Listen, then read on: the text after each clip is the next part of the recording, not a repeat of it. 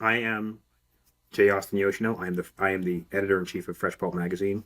This is my illustrious co-host, Marguerite Hill. She is the co-founder and executive director of Muslim Anti-Racism Collaborative. They are co-sponsor of this show, and they do anti-racist competency training, which I've taken. I am absolutely 150% better for having done so. Please go to their social media and interact with and engage with their social media. Donate, like, subscribe, share, do whatever you can to contribute to their effort.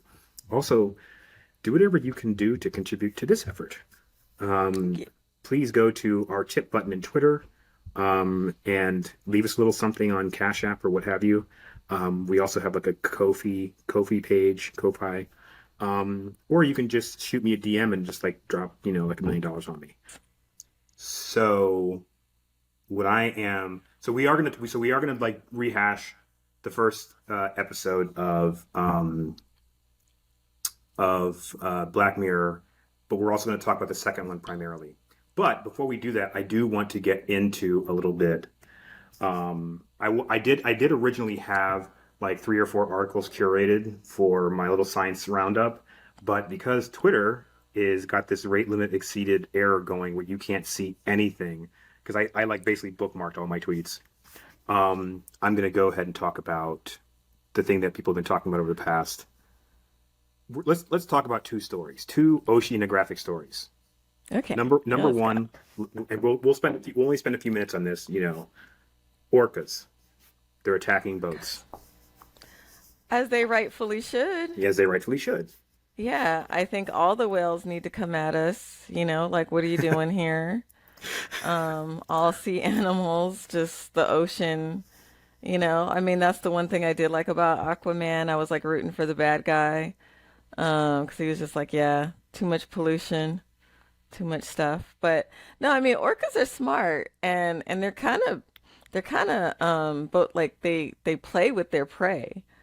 So Yeah. yeah, I mean, so I was like, so yeah, let's get into the article because Okay. I'm So apparently, like it's happening right now in off the coast of Spain, and apparently it's also happening in the Atlantic, like mm, in near North America.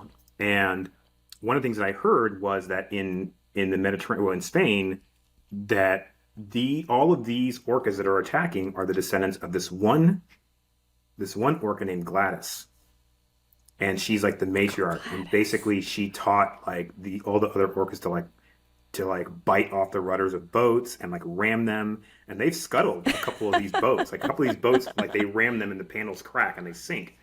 And they think it's because she may have suffered some kind of trauma, which I think is probably reductive, but also like it's really really terrible. It's like it's total conjecture, right?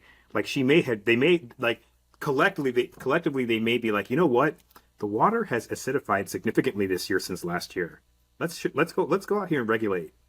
Like, but they're also saying what's also remarkable is that there are orcas 2,000 miles away doing the same thing. And they what they said was another conjecture was that that there are these super fast pods that could have traveled to 2,000 miles, and that's possible, I guess. But again, it's just conjecture. And what I think is that they're all just either they're operating together on some kind of like Gaia level, like hive mind, or do you know what I mean? Mm-hmm. Or and the thing is that if these orcas have been attacking these boats in Portugal and Spain for, like they said, years, then you wouldn't need a super fast pod, right? Yeah. Like you could just have a pod that was like, hey, you know what? We're visiting from across the pond. By the way, let's go Mhm. wreck some shit. Yeah. I mean, I think, I mean, yeah, the kind of conjecture on that, but I do think, I mean, if this, like they've been doing this, they're smart, like they know how to play games. They're just like they're adapting to their environment and they like to be creative in how they pursue prey, because sometimes they get bored, so they're just like, we're just gonna slap stuff around and flip it and do different things. And so, I mean, just imagine the hunting skills just to survive. So it's like, why not with a boat when they could, like that's what they would do. Right. So And that, I mean, there is that horror movie I remember after Jaws, Orca was a movie. Yes. Yeah, That so we one should like watch it again. that one terrified me more than Jaws Yeah, I was because so scared of orcas. didn't the Yeah. guy at the end get like pulled into the water and like just was being pulled like by the orca like for I remember seeing it as like a kid. Like I was like 7 and I was like, "Oh, that looks terrible." And plus, like I mean, I like we used to go to Vallejo, so Marine World, Africa, USA, and they would have the killer whales. So, and we used to call them killer whales. We didn't call them orcas. They were killer whales. Like they were Yes. known to be like they will take you out. And so then they tried to do that rehab, which I get, but their rehab was then keeping them in captivity, which was messing with them. And then, so it's like, I just feel like maybe in this generation that doesn't know, like, there's some orcas have always been, like they're kind of like apex predator. Yes. I By the mean, we way, may think we are, but we just got technology. So I'm just I waiting did for them to get technology because they're smarter than us. I just wanted to mention though also that and because a lot of people keep talking about orcas as whales, which is actually a misnomer. They're called Hmm. killer whales because of their size, but they're not actually whales. They're dolphins. Yeah. Oh. So, which I thought was interesting. Well, they're related. They're not cetaceans. But they are mammals, like dolphins are. Mm-hmm. So I feel like that's interesting, and I feel like all of the kind of press around it, which is designed to kind of make it seem like, oh, they're just going crazy. This is the thing that I find interesting about the orca story, is that not unlike what they do with humans, they make the orcas sound unreasonable for what they're doing, Mm. right? What the Yeah. orcas are doing is resisting, okay? Like they are being revolutionary. They're being like, you guys are wrecking our homes. Our children are being destroyed by your rudders, your engines, and now we're tired of it, right? We're going to do something about it. And it's like, but then you see all the media and they're like 10 reasons why the orca is not our friend. And I'm like, 10, where's one reason? One reason is go look at that aquarium in Miami where that like 350-ton orca is just in something the size of like an Olympic swimming pool. Like, what is wrong with you Yeah. people? So, so I found that interesting. So, Yeah. Yeah. I mean, no, I mean, what are the many reasons why we human beings are not friends to orcas or anything in the ocean? I mean, we have a history, we decimated populations just to make what, like during the Industrial Revolution or even now, just, like, I mean, there was a symbiotic relationship, right, between like indigenous tribes, like communities in, whether it's like in Northern Europe and in the Americas, but after the, like with the whaling industry or even like, I mean, there's something that they use, like it's like, but it's in, I think it's in Wales, the ambergris, yep, like they use it in ambergris, yeah. perfumes. It's super, Yeah. when you find, which by the way is just like whale vomit. Like Like, why is that a thing? yeah, it's Yeah. because it's got this musk to it, and so apparently when you mix it with other scents, it's what makes it kind of adhere to you. Do you know what I mean? Like it's what makes it so it takes a scent and kind of amplifies it. Do you know what I mean? Mm-hmm. That's my understanding of it anyway. I could be completely wrong about that. Yeah, I'm looking it up. So it is yeah, it's produced from the digestive system of sperm whales. So ambergris has a marine fecal odor. It acquires a sweet, earthy scent as it ages. Oh my God, you can see it here, and it has like a giant, and it's highly valued by perfume. Yeah, you're saying as a fixative that allows the scent to endure much longer. Ugh. And so dogs are attracted to the smell of ambergris, and like so. It's Yeah, and I heard that you can get like if you find just like something that's like a couple of pounds, I understand it's worth like tens of thousands of dollars. Like if you're on the beach and you see ambergris like washed up on the shore, because I've heard stories about this, and they sold it to perfume companies, and it's like 100 grand for something that's like the size of like a grapefruit. yeah. I mean, it was used as incense in ancient Egypt. I remember reading some like when I was like working on classical Arabic and they were talking about a wedding where they were like burning it and I was just like, all right. But Yeah, yeah, yeah, there were through the 1800s, 50,000 sperm whales were killed each yeah, year. So I'm just like, just for that alone, plus, um, like any of the types, like when we use their fat for things, or just, I mean, the boats, our boats itself, which are in sonar, like the ways like we're, like the sound pollution, noise pollution. So, I mean, I think that they, as apex predators, they're doing what they normally do. Like the ocean is vast. I mean, we're just really lucky that some of, the largest creatures to ever exist that are still in our oceans aren't meant like they're just peaceful creatures. right. But, we've made it so inhospitable to them. So, I mean, I do think that's going to be the next frontier. Like a lot of people are focused on space, but I think our next technological revolution will have to be, it'll be like trying to clean up the mess we've made of things. And if we don't invest in that, then we're just like a really worthless species. Right. Agreed. Agreed. I 100% agree with all of that. Interesting. So the other thing that I wanted to briefly touch upon. So thank you for that.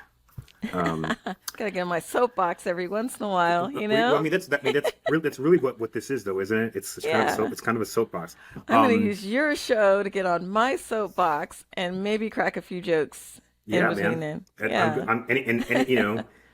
and I'm totally down with that. And any other citizens who would like to join Marguerite and I in the studio, to get on their soapbox and crack some jokes, share playlists, etc. So one of the other things I wanted to mention, and we'll to round out this science roundup, is I wanted to mention this article that I saw recently by a guy who was talking about um, he was talking about how there's a speaking of space exploration, Scientific American, this guy said new work suggests. Oh, sorry, wrong article. He says Musk and Bezos offer humanity a grim future in space colonies. His name is Matthew Francis, and I'm not going to talk about his article because the article that I wrote over a year ago says the same thing. Again, I'm going to talk about this idea of techno optimism, right? Hmm. Which is just an illusion. It's a lie. It's a myth. It's like rugged individualism, and really they're kind of merged, right? This idea of going into space and taming space and conquering space, and whatever. That's really what this is all rooted in. If you look at the early, particularly when you look at the early propaganda, from like the 50s when the space program first started. But one of the things I said in my article was that people keep glorifying this idea of space travel and going to visit other planets and colonize them. Mars is the least inhospitable planet in our system, but it's still remarkably inhospitable. If you go there and you take off your suit, your blood will begin to boil immediately at sea level. Like you will cook. And people are like, it's colder on Mars. How's that possible? Well, they've got 0.36 R gravity and they have no air pressure. That's why. You will boil. You will die within, and it will be very painful, right? Mm. So the other thing is the radiation, right? There is water, but most of the water is concentrated at the poles. So this idea of, oh, we're going to send people to Mars and it's going to be cool. No, you're sending people to die. Okay. Think about Earth. Even if you found an Earth-like planet that had a 40% nitrogen atmosphere and an oxygen atmosphere, you would. And by the way, that balance is delicate. If it's off by even 2%, right, the nitrogen oxygen, it'll kill you, right? So it could be a nitrogen-rich atmosphere, but if it's like 42%, you will die. Like you anyway. So I'm not gonna get on NDT on everybody. But the thing is that why would you leave a planet that you have evolved over millions of years in that ecosystem to go to another planet, right? So like even if you found an Earth-like planet with the appropriate conditions, the biome of that planet may still reject you, right? In fact, Yeah. it's likely that it will. It's likely that some microbe, any number of millions of microbes, will simply kill you. You'll get out of your spacesuit and you'll be like, oh my god, look, trees and birds, and oh my god, and you'll die, right? Like Yeah. a couple days later, you will you know you will Yeah. contract something that feels like dysentery or malaria or whatever, and you'll be like, what happened? This planet was so beautiful. It's because the planet's biome is not suited to human life. So something even on a Yeah. microbial level can absolutely kill you on those planets. So this idea of oh, we're going to go and colonize these planets, that's simply ridiculous.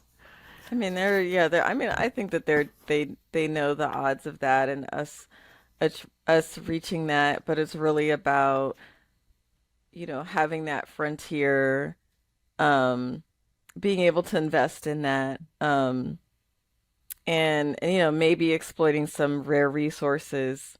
But I think it is really like Yes. about having that really like capitalist constant frontier place that you Yes. could just be like, invest in this, but there won't be any, not even immediate thing. Like, I mean, like how long, I mean, when you think about like how long would it take us to reach a habitable planet, or even like what you're saying with Mars with no atmosphere, like very, like no atmosphere, like, and what does that look like when it comes to just the radiation from the sun? I mean, you're just gonna get people just having all kinds of cancer and, like, I mean, it's just like it's just the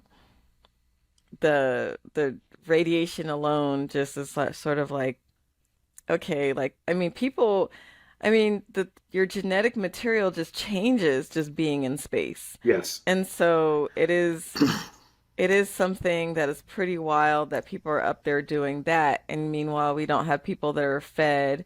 And it's not to say that we shouldn't be exploring in a way to understand our universe a Oh little yeah. bit more and Yes, to that right there. really understand the rarity that what we have, so that's why we should be preserving that. Because if we have that little 0.2% that could make our planet, I mean, we know, like, because there's stuff that's like we could be on a trajectory like, I mean, obviously with global like climate change, global warming, but just like how we're just like wrecking stuff.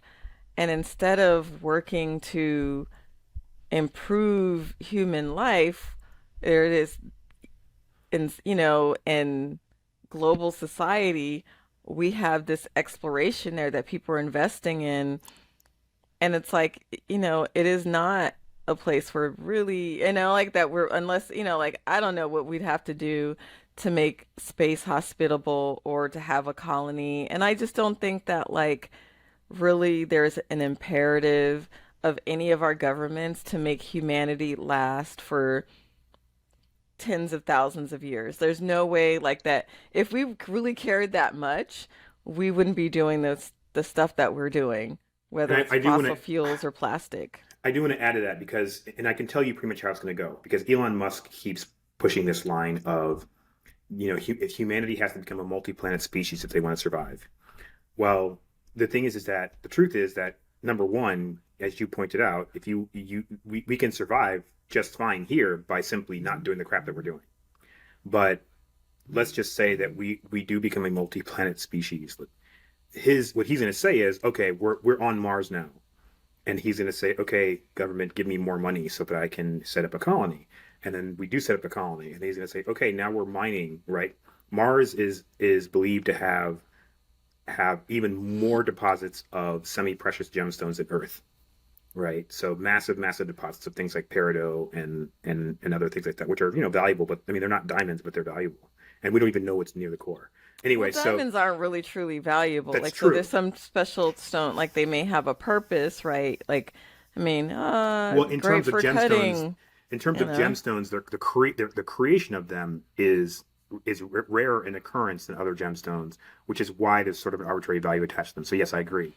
But then people will say, why are you mining? And he's going to say, well, I have to recover my costs for setting up. You know what I'm saying? And so the reason why they keep pushing this narrative is because the inhospitability of space and these planets is what they're going to use to control their workers, right? If Hmm. you have to import water and air, which you will have to, right? Then that means your workers, and then what'll happen is Mars and space stations and Ceres and whatever, they're all going to become company towns. where you work your ass off all day, and then they give you an air and a water token and a food token, and then whatever you have left over after you spend all that money is like this real pittance. It's this tiny sum of money, right? And they're going to be like, well, we had to bring you here and we had to pay for fuel and rocket ship and space on a space berth, so we're recovering our costs from you, and you're getting this. It's just Matewan all over again. It's West Virginia, coal mining all over Yeah. again. So, and I agree with you that the object of, and I'm gonna link the article later on when I edit this video. I'm gonna link the article in it, but the article that I wrote, because I also talk about how, on average, in order to even build production in orbit, you would need to have at its peak probably 1,000 launches per day somewhere on Earth. Each of those Mm. launches producing about 6,500 tons of fluorocarbons per launch. So right now, space launches only comprise about 2 to 5% of all fluorocarbons, just in terms of emissions, not Hmm. including construction, just emissions, compared to planes. But in another 20 to 50 years, it could rival or be more than atmospheric flight. So we're talking about doubling our. So this whole thing of Elon Musk with his like, oh, we're gonna do this thing where we can travel across. No, it should be governed. It should be selective, and it should be controlled by the government. Period. So By the people. I mean, I would yes, say by the people. So the thing, because I mean, well, we have the government, which is like really, they're in the pocket of industry and maybe held a little bit accountable to voter, like some voters, but not really that much. It's like a lot of its corporate interest yep. that's driving things and funding it indirectly and directly. So I mean, for me, it's I mean, we haven't even cleaned up our space junk. Yeah, So, like, how are we going to have stuff out there when that space junk is actually posing a threat to space any travel. craft, space travel itself? And there's no efforts to clean up space junk, let alone sea junk. And, or, like, so, and that's why I do think the next technology will have to be the cleanup of boomer mess, now Gen X mess, and then millennial mess, and then Gen Z, like, it's just like, And the challenge of it's, that mess is that it's traveling at like 27,000 miles per hour, yeah. right? Like it's deadly. Like how are you? Like I was like, yeah, you can like fly a magnet up there, but how do you get something that's traveling at 25,000 miles an hour to stick to a magnet, right? Yeah. Or how are you going to find a net with the tensile strength sufficient to capture all that To junk? cat, yeah. And that's so for me, that would actually be the most useful technology. Like I would be like Elon Musk like would be I would think he was about something if he actually was thinking about technology to Oh, he just work on launched the cleanup. he just launched more space junk. How many Yeah, Starlink just satellites are there? Like 30?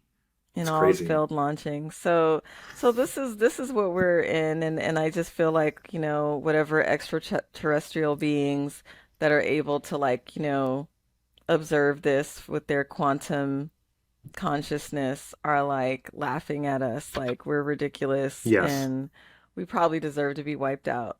But I mean, I'm truly grateful. There's beautiful things in this world, in our galaxy, like in our, like our I'm gonna solar system, everything. It's a beauty to behold, but we are really botching up our ability to Agreed. even observe that and appreciate. I agree with you, and but the thing is that we can't just. This is the thing, and this is part of the point of Dark Matter podcast. It's part of the point of Fresh Pulp. It's it in and of itself, and our motto is for the dreams of all humankind. Okay, it's a not mankind, humankind, right? It's not gender. It's not a gendered motto, and that's for a reason. But also, it's to sort of it's in itself a call to action to tell people that you have to stop thinking like in this hyper individualistic way, Hmm. like, oh well, you know what, I threw out food last week, but what difference does one person make? One person makes all the difference, because when you connect all those people together, it ends up being 134 million pounds of food wasted every year, tons actually, and that's a lot of methane. As it rots, it creates fluorocarbons. It creates carbon. So when I see people do that, I'm like, what are you doing? why did you just threw out like I just threw out this chicken was at its sell by date. And it's like why did you just do that? Anyway, I mean, I'm guilty. I mean, one, it's like I recognize like the guilt that I have with like food waste and the complicity. And when you think about like the packaging to make things like secure, yep, and I would just say it's like the problem with food is like that our system is meant to create food waste. yes, it is. That having that and like the traveling to get to your refrigerator, to get to the stores and this perfect Agreed. packaging, right, is super problematic. And like our shopping habits and the ways like our neighborhoods are built are meant to create more food waste, Agreed. not distribute food in any type of accessible or equitable way. That we have to rethink how we build cities, Sure. the food systems, and like how we do things because it is not sustainable. Agreed. And yeah, like when we're creating that, like, with the food waste and now, even like when, cities are like, we're going to have this composting system, which I'm kind of like, like as a former composter myself, like I used to do composting at home, Hmm. which made me feel less guilty about food waste, but it still is a problem, right? The packaging, all the plastic Hmm. around it. So yeah, like for me, like as a person that sees my act, not just my act but my decisions as spiritual moral choices, I do have like what Muslims call like tauba, like repentance, whenever I'm dealing with like plastic, just things that I just know it's like, yeah, this is not okay, like this is not a sustainable thing. And it's actually that generations from now they're going to be dealing with this piece of plastic that I Sure. bought Sure. from Daiso. Like it's just No, like, I'm and the thing sorry. is that I agree with Sorry. that, and there's this leftist line that we are being duped into assuming responsibility for the waste of the military and in corporations, Mm-hmm. and there's a level of truth that to that, and the truth is that yes, we are only as individuals responsible for X percentage of carbon, but that amount is still not insignificant, right? Mm-hmm. It's still enough that it could buy us some time, right? If we began to, and both of us advocate for taking action on a community level, right? Mm-hmm. We are both like OPA, straight up like space anarchists, right? So, so when I see people doing that, I'm not trying to deflect attention away from the corporations. I'm simply trying to, 'cause to me, if you can start by taking responsibility for yourself, then you can start to see how, in taking responsibility for yourself, you can take responsibility for the planet. So you Mm-hmm. start by saying, okay, I'm gonna, and I'm not directing this at you. I'm saying at the people that I see around me. Is when you start composting, because I'm a composter. I'm not only a composter, I'm a soldier fly and worm composter. So like that was part of my food assurance project in the Mm-hmm. Midwest. So was teaching people how to do that and then taking their remaining compost and either using it as fertilizer or as fuel for their homes. So in any case, so what I want them to do is say, oh, you know what, maybe I shouldn't waste this food, but also why are we consuming this way? And why is like start with personal responsibility and then segue into systemic responsibility because we are part of a larger system and we are the minority. But if we all keep thinking as individuals, it's going to remain an individual problem and we can't tackle it that way. So Definitely, definitely. I so feel that. shall we get into Black Mirror because we've been Let's like, get into it. Let's get into it. so let's talk briefly um about Joan is awful again. Let's talk because I botched like we're still I'm not gonna spiral about the technical issues because it's really easy for me to, but I screwed it up last week and we're talking about it now this week. So Joan is awful is I'm gonna briefly beat Joan is awful is about a woman who she works at this tech job and she's not a particularly good person. She's got this kind of idyllic life. She lives in the suburbs with her boyfriend, and she goes to work one day and she's getting these texts from her ex boyfriend. He's like, "Come meet me," and she's like, "I don't know if I want to do this." And there's a level of like moral ambiguity there. Like she should, like, but you're still kind of rooting for her. And then like she goes to actually, she goes to work. She fires a coworker. She goes to like meet her boyfriend. Like they don't actually end up hooking up. And then like she goes home and like while she's about to watch this show on a channel called Streamberry, which by the way is kind of like a spoof of Netflix because they have like the chime sound and everything when you boot it up and Mm-hmm. stuff. And then like while when she starts watching it, it shows her like the woman who looks like her, and like it goes through her whole life through the whole day. It shows it on this show. It's streaming, and then it gets to the part where like she goes to like meet her ex boyfriend, even though she didn't do anything.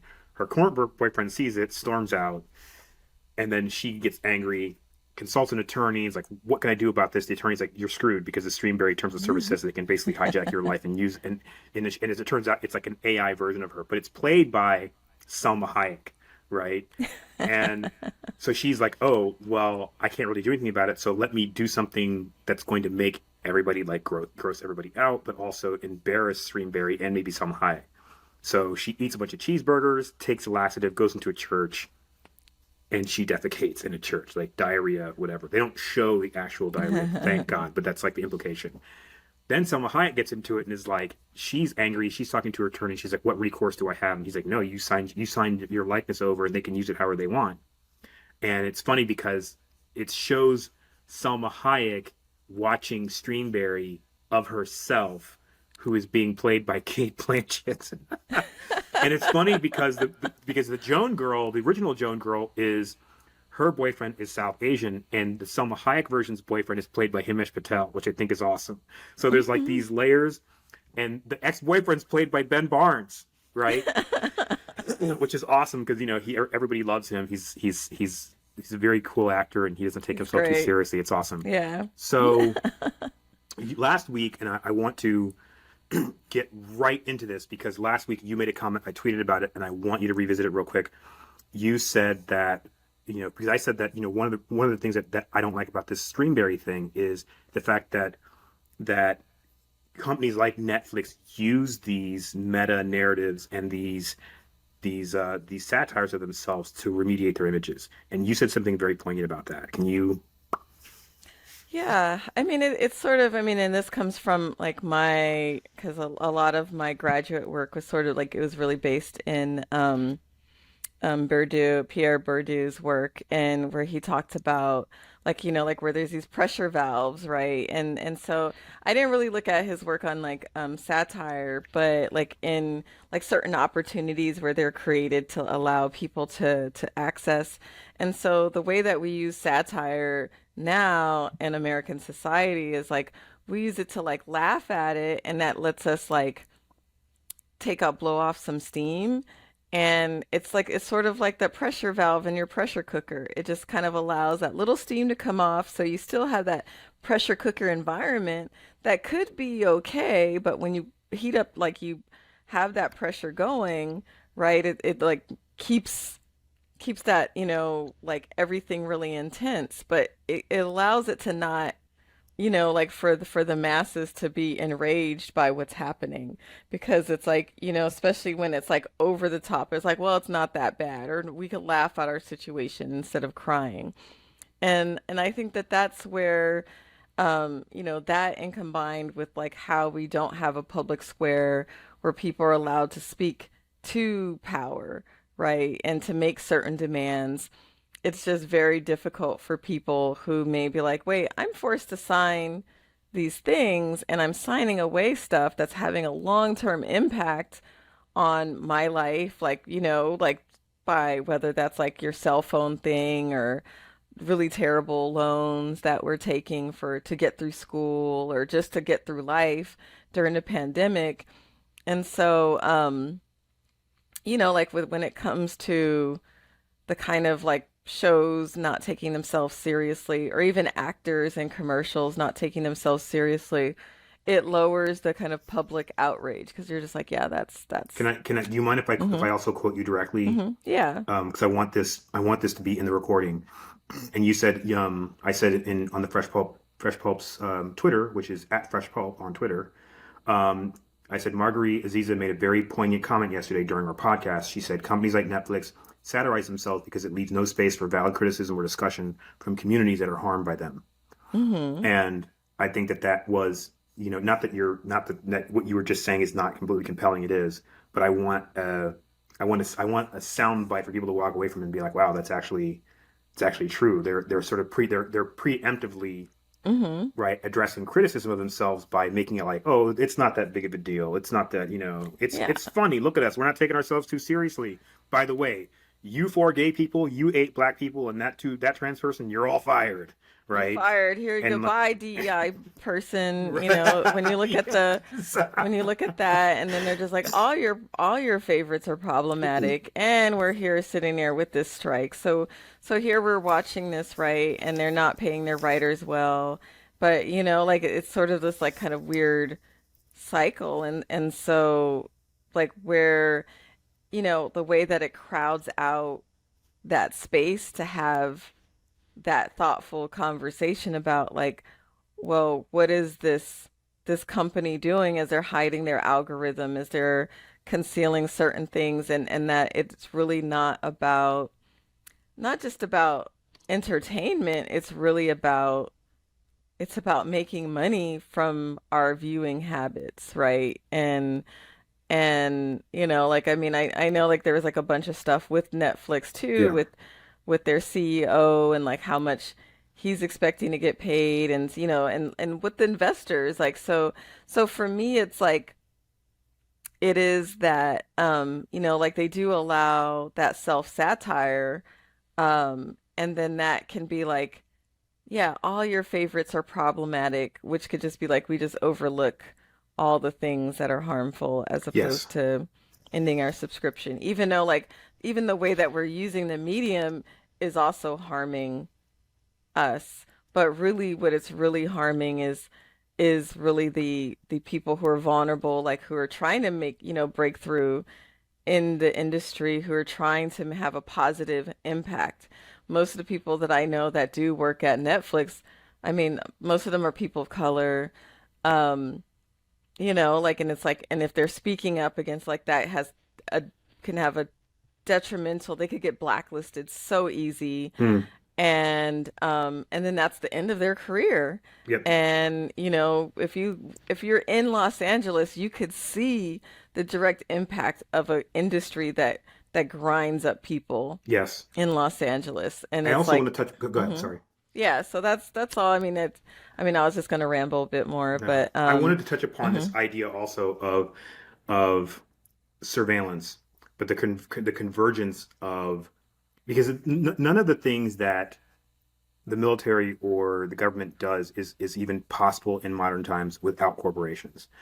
And for example, robot dogs and that kind of thing. And one of the things that struck me about this episode, Joan is Awful, is the fact that in order for her life to have been produced into a show more or less with this latency period of only hours, right? I think by the end of the show, it was like it had caught up to her. Is there needed to be this overwhelming level of surveillance, right? mhm, And then, and I love the fact that they're talking about. I love the fact that AI, the whole thing ends up being AI. But again, it's not just the company that's satirizing itself. The company's also satirizing the idea of the use of AI. It's a very mhm, serious topic right now because it is displacing people, it is costing jobs, but also this idea that she had to have been under a level of surveillance that is unprecedented, right? For them to be like, mhm, wow, we literally have your whole life as it's happening, and we're using your life as entertainment, which there's these three things that converge there: surveillance, AI, and reality television, right? Because mhm. that's what it is essentially. It's reality TV, which I abhor. I'm not going to crap on anybody for their creature comforts, just saying I don't like it. I'm guilty. I'm guilty. I love it. But I mean, it is part of that, right? I mean, well, then you have like social media, so it's like it's combining the social media. So it's like we're beyond, the panopticon, like in that it's only a quantum computer that has the power to like be able to have that next level of AI that can allow like that fast production of that. So that's like the premise. And so I did ask you about the quantum because of around like the theoretical around the quantum computer, but it's like it's really like AI that could allow that, like just the reproduction at that next level. But I mean, we have that every day, right? I mean, I have certain devices of surveillance, and we could talk about one thing, and then all of a sudden in our feeds, those ads are showing up Yes. on other platforms. And even if we're we're opting out, but it's like you can't even read the news or anything now. Like, I mean, if you go online, it's like you're trying to like escape all the apps that are tracking us because our habits like that data is being sold so that people could understand marketing. Yes. So all of this is like this quantum computer, which probably was like super expensive, which would have to justify something. They're like, we got to get our money back from that quantum computer. So now we got to monetize everything, which is selling the show. And then everybody has this kind of show. Then it's like, what is the kind of thing that people are watching? And I think what was interesting too was like the layers where other people were watching Joan is Awful that didn't like Joan. So these quantum computers creating a show where your peers get to watch you have a really terrible time and Yes. enjoy it. Like your life is spinning out and very much in public. Which Um, we do enjoy that when we hmm see, like for example, we do enjoy watching people getting dragged, and I Yeah, particularly like I've done watching the people getting dragged. pylon. Oh yeah, me too, because some people deserve to be dragged, right? Yeah, But there are some people where you just like you're watching them make poor decisions that have nothing less necessarily to do with morality or anything like that, but we still sort of, I won't say we enjoy it, but we can't not watch it. We're like, oh man, yeah, that's a you train can't. wreck. Yeah, you can't. I mean, and that's like where I do think it's like whether it is like the Married at First Sight or the Love is blind. 90 Day Love is Blind, 90 Day Fiance. But I mean, I think there's supposed to be there was Love is Blind had a certain optimism when it first started, but like when 90 Day Fiance is like we're looking at like matrimonial just like misery, and it was like Hmm. sort of like, but it also helped us feel better about our personal decisions, and then we could see some of those decisions. I mean, I guess even with like some of the other dating shows that we're seeing, it's like, okay, like we're looking at this kind of acrimony happening with people, and in some ways it's like we could feel morally superior and validated at the same time with people making weird, like very public weird choices. And so I think that's like the premise of like the Joan is Awful. It's like, but now it's like people you may not like, or you're seeing even the actress that you may be like, oh, I like Selma Hayek. Well, let's see if she was just like a regular old person and not like anybody else, or even like Anne Murphy, who's like very attractive, very sophisticated, and it's just like, what if we gave her like the worst haircut, the worst Right. hairstyle Worst ever? haircut. But the thing too is that we are now at a point in history where we are perpetually consuming. And Mm-hmm. now we're not just consuming TV, ads, clothes, food, cars. We're now consuming other people's lives.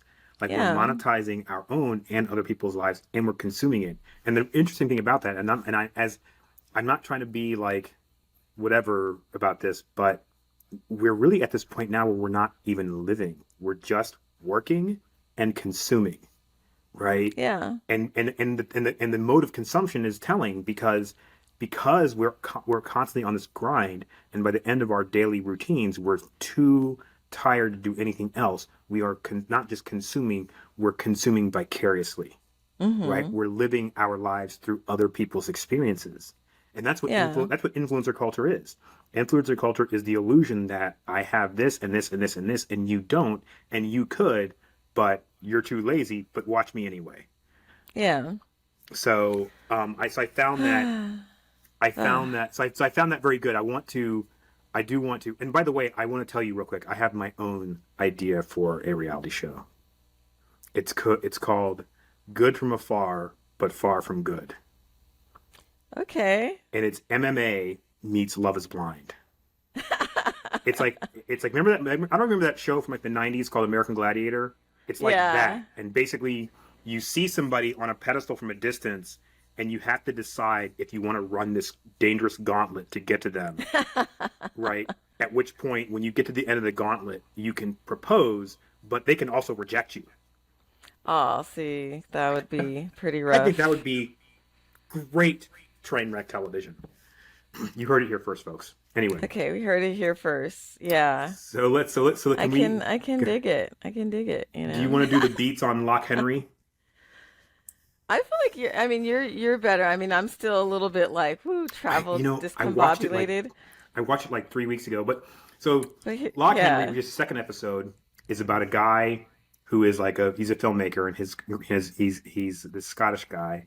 He's got this girlfriend who is black, and they are returning to his home in Scotland, which is Henry or Loch Henry or whatever. It's Loch Henry, and it's kind of a tourist attraction in Scotland in the show. I don't know if it is in real life or not, but it's he when he returns home, it's kind of depressed because years ago there was this scandal where this guy turns out who was like a mass murderer, serial killer. He's like killing people in his basement.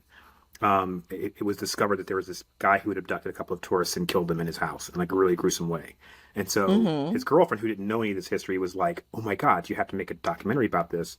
And his father, who was a constable at that time, was actually shot by the guy who did the killing, but did not immediately die. He died basically of MRSA after going to the hospital to be treated for his gunshot. So he still is like, the guy killed my dad. And so they start. He has a friend also who is played by the guy who plays Podrick in Game of Thrones, the bar Hmm. owner. That's Podrick. Um, and the cast is really tight. And Yeah. he's like, hell yeah, man, do it. And he's like, he's this really great character because first of all, he's like bigger than he was in the show Game of Thrones, and he's much more flamboyant. I love that guy, but like Yeah. after watching him in this episode, I was like, I love that actor. He is Yeah, he was great. he's so kind of like and really he's kind of like you feel like in a way he's kind of like actually he is Podrick, because he's not this like arrogant whatever. Even though he comes off as kind of a douche in the episode, he's pretty cool. Anyway, so they decided to make this documentary, and through the course of the documentary, it is they discover they find all these old tapes, and they discover that not only was they discover that the guy that his mother and his father, so his mother like they're staying at her house, and she's like this kind of mousy you know like old woman, right? And Yeah. you like quiet and whatever. You would never ever imagine that she's like anything other than this mousy old woman, and she's ever always been that.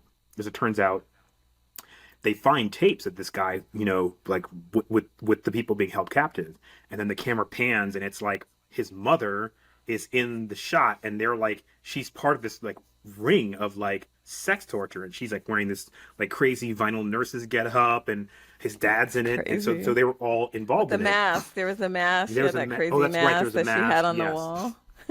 And so I don't remember what because like I said it's been a couple weeks, but I remember the girl like sees the tape, runs out of the house because the mother's like, "Oh, come have some shepherd's pie."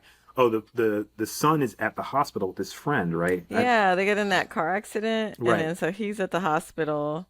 His right. girlfriend's with the mom, and then the mom, so then Oh, that's the right. mom Yeah, figures out, like, oh wait, she saw the tapes. right. And she Like, whoa, chases why would her they? out Yeah. into the moors. Really, just not the moors, but anyway. And the girl, like, the girlfriend, like, gets out of the car, runs into like a stream, and like trips and falls into like kind of like a it. Sometimes in these streams, particularly in areas that are or were volcanically active, you're going to find these. I want to say these pits. They're like, and you can't see them from above the water. They don't look like anything, but you can step into them and fall, like, and be sucked into them or fall into them. And that's kind of what happened to her. They have them more in Iceland than they do at Scotland, I think. And she Mm. disappears. I don't think she was ever recovered, or she was She eventually, hits but her head really hard, and you just yeah, when you heard that crack, you're like, yeah, she's drowned, like she's she's gonna drown. dead. Right. Yeah. And then this, and I'm skipping over a lot of stuff, but the episode basically ends with the guy who started the documentary with his girlfriend ends up winning an award for it and a bunch of other stuff. And it's another one of those things that was kind of meta, but in a different way, right? Because he's winning an award for a show that ultimately ends up being about his life, right? So he's monetizing his life, but in a very different way, right? And only really as an observer. So I want to hear your thoughts on it. Yeah. I mean, we have to call it like the mother, like she commits suicide, but That's right. she gives the tape. She's like, for you, son. And it was like, I mean, the fact that she lived so many years and like she just like like in her memories, like so she was very nostalgic about her good old days of torturing people because they Right. killed all those people, like and it was just like, dang, like this is just really like, but then the town, but also the town prospers again because Right. of the notoriety, and so you Right. have like where our guy Bodger, like our guy from Game of Thrones, like he's like, yeah, his pub is popping and everything, but it was like so there was a lot of threads in it. I would say like overall, like I liked the episode. I think they could have done a little bit more editing to make it a little tighter to Sure. add to stuff because it meandered a bit, Yeah, it but it did. was like like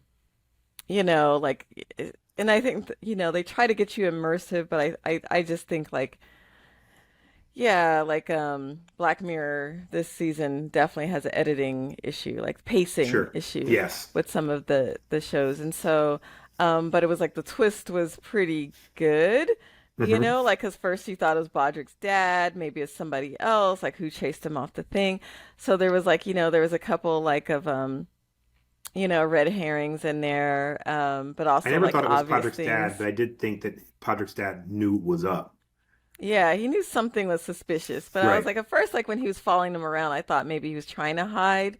Um, and I think it's like a thing of like, um, the narratives that we may have around, um, like those that made us, right? Like, I mean, his parents, right, and his mother having this narrative around their dad, or his dad.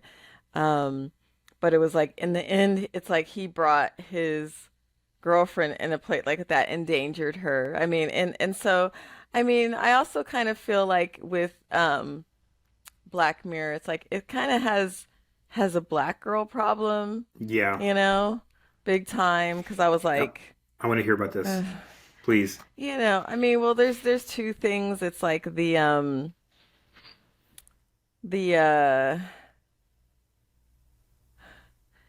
I mean, and maybe I have to look back at it, but it's like the only black women that are in any relationships are all light skinned. They all have to look like biracial, ambiguous. So that's like a thing that Black Mirror has a big issue with. Um, And by the way, two, can I just interject? Go hmm ahead. Go ahead. Go ahead. yeah, and two, it's like the way that she almost had that like her transformative role of taking this mousy guy, right? Who's also like just very like I mean, he's just like just doughy. Like he's not like skinny in a way that's like lithe or anything. Like he's just like Meh. I mean, but she look yeah, like and I don't know. I mean that whole like I mean, I'm on my clean, my clean girl aesthetic. I have like no makeup on and stuff. So it's like okay, I feel it. But it's like the shaved eyebrow now too. Like, like it was like purposeful and like her look, which was meant to give her that kind of edge. And then he was like, yeah, like there was just like most mediocre, like just, and he met her in film school, like, but she was the one with the ambition. Like she was like, we need to do this, Yes, this. that was the thing that really struck me was how is how unapologetic these shows are at making these people not only mediocre but unambitious. I can accept ambition even from somebody who's got a serious Dunning-Kruger problem Hmm. if they're mediocre, right? What you lack in ability, you have in drive. Okay. But this guy was like, well, no, well, no, well, no. And she was like, but also it kind of painted her in contrast to him as sort of the materialistic one, right? Hmm. Like, oh, you need to monetize your life and you need to, make this into a movie. Do you know what I mean? And it felt kind of grubby, do you know what I mean, when she did that? And so, but the thing is that it's so even though he was really, I feel like these shows oftentimes use the drive, the ambition, or the exceptional nature of women of color, in particular black women, to rehabilitate the white mediocre guy image. It's almost like saying, yes, we are giving you permission to love these guys. You know what I mean? And I'm not saying that they should be like, you know what? I have standards. I'm going to go find a truly excellent and ambitious white guy who's also hot. I'm not saying that. I'm just saying that seems to be a very persistent narrative. Yeah, I mean there's that, and it's also really trying to portray women of color as just just materialistic, Right. like I mean that they're the main drivers of that as opposed to being like, "Hey, I deserve to be loved." Like cuz they didn't want to make her super sympathetic, so when she fell, it's like you're just like, "Oh yeah, that be she kind of like she should have just left that where it was meant to go, Right. like and everything would have been okay, but maybe she probably would have married into this like awful family and found the secrets when, like the mom died, um, Can I just of a say, natural cause. can I just say to all of the WOC out there, excellent black dude. Just saying. Okay. Excellent, good looking.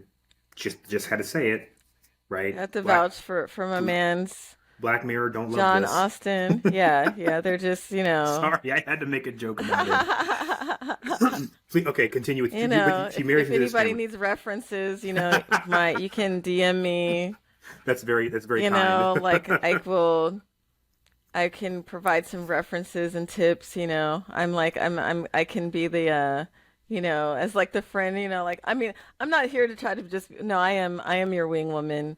I'm here to support you and all of that because Sorry, you. This right here, this don't happen by accident, partner. yeah. Sorry. Okay, so you were saying about her marrying this family. I apologize. I'm for people who are listening to this and not watching it. I'm pointing at myself and saying, "Excellent black dude." Anyway, please continue. Yeah. So yeah, I mean it was just very so you're kind of like okay, she pushed this thing and if she had not been so ambitious like or just even being disrespectful with the tapes like what was she doing? Why were they recording over those tapes? And that's where like that was it's so that was very interesting. So I feel like that episode had the perils of being it's like if you're gonna here's the perils. Don't like if you're a woman of color and marry a mediocre white guy, don't try to turn over too many stones because you're gonna find some horrible family secrets. Like they were slave owners, they really hate you, they're cannibals, Oh my god. something. Oh my But like god. you don't want to like don't push your white boyfriend too far because you may bust your head open and not make it. So this was a cautionary tale for all women Yes. of color. Just be cool, eat the shepherd's pie, but maybe even if you're a vegetarian, just eat the potato on Eat top right. Even though and then go the gravy is home. brown gravy, but yes.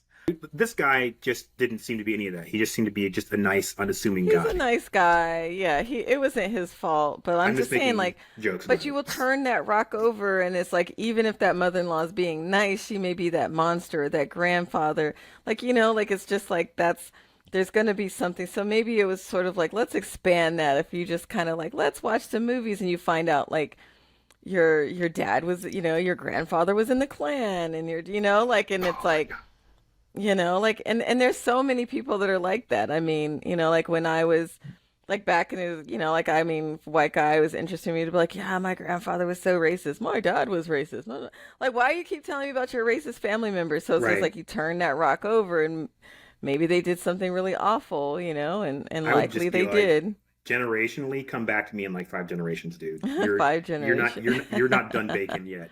You guys haven't baked all that Yes. racism. Like You you haven't redeemed yourself because you're so different from your dad. Because Strom Thurmond had a black daughter, so it's just like we know, like that. Just being attractive to a woman of color does not make you a not racist. But that, I mean, this guy, he seemed like he was a genuinely nice guy. He seemed to really like his girlfriend. That's why he's bringing her to this really right. boring town. Yes. And, If you but still he haven't tuned out from all my jokes, yes, please listen to what Marjorie's saying now. So I mean, no, I'm just trying to redeem him because it's like like yeah, you can, and everybody, even if you're boring and pasty and not very attractive and have a kind of weird mom and a dad who's a cop, which I also felt like there was like at first I was like, is this propaganda? But then I was like, oh no, it's like he's really terrible, It's so it's like If you're because boring and pasty, your dad's a cop. I'm you sorry. still deserve love. You're a human being. You're Oh a man. human being. Yes, I agree. So I know, like, I felt bad for him. I was like, dang, and that's, and then she's all edgy and, she's all, trying to be like, oh no, and then I did the whole BLM thing. So it's like it was very weird at first, but then I was like, okay, I see where they're going. But I still wonder how many writers of color are there in the I agree. But I and then also what's the power, and if they're there, what's the power dynamic? And, in the casting choices, because there's a lot of, in these two episodes, there's some weird casting choices, yes. right? Like, whether it's like for Selma Hayek, who is cast to play a white woman, and then a white woman playing Selma Hayek. Um, then it's like, but then the other characters stayed race. They stayed their same race, Right. Like it's Right. just like for the most part. Or they were like similar, they were cast as like people of color. And this one is like, the black girlfriend going to perils of like, which we all, maybe that's speaking to that primordial fear of like when you marry outside your tribe and then you're kind of pulled into the horrors of like that family and their dynamic. And then, you're just at their mercy when you're the house guest. And so it's just like, I that's a want and I want very to I want to frightening thing. I want to comment on that Watch too. out. I want to say that when we watch shows like this, when I say we, I mean black folks, and I can't speak to other people of color's experiences, but I can tell you for certainty that the horror doesn't start for us when we learn that there's a killer in somebody's midst, there's a demon, whatever. The horror starts for us when you see the lone black person in a space that is predominantly or almost exclusively white. That's when like the anticipation starts building Hmm. for us because you were all looking at like sundown town. When is the racist guy with the shotgun, going to show up? Right? Actually, what they're doing is he brought his black girlfriend back to his hometown so they could sacrifice and eat her. Right? That's what we're like thinking. I mean, I am anyway, but I That's what I feel was. I was like Loch Ness monster, like they're gonna like sacrifice her. I was like, man, she is just about to be. I mean, I knew she was like either one, she's going to be the sole survivor, like the final girl, or she was not going to make it. And then when she had unsavory personality things, so like in horror movies, the clues you have, it's like sexually active women die in horror movies. Yes, So that's yes, when they got busy, I was like, yeah, she's not gonna make it. That was like, so yes. I was like, The she's Friday the not likely to 13th make it. effect.